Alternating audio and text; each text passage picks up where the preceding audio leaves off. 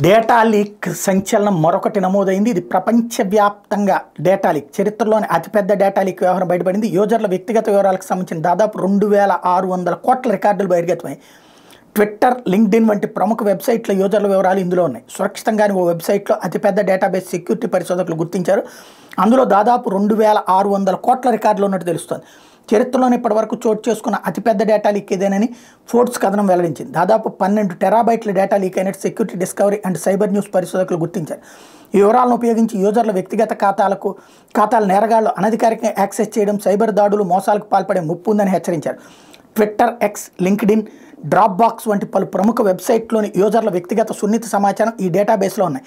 China messaging దిగ్గజం Tencent, social media platform వైబోతో పాటు Adobe, Canva, Telegram వంటి వెబ్సైట్లను ఉపయోగించే యూజర్ల రికార్డులు లీక్ అయినట్టు ఫోర్బ్స్ కథనం వెల్లడించింది. అమెరికాతో పాటు పలు ప్రభుత్వ సంస్థల రికార్డులు ఇందులో బహిర్గతం అవడం ఆందోళనకరం. లీక్ అయిన డేటాలో యూజర్ల ఖాతాల పేర్లు, పాస్వర్డ్లు ఉండటం ఆందోళన కలిగిస్తోంది.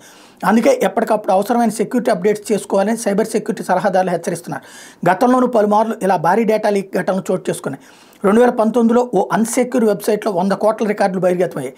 అంతకుముందు 2013లో యాహూ యూజర్లకు సంబంధించిన 300 కోట్ల వివరాలు కూడా లీక్ అయినాయి.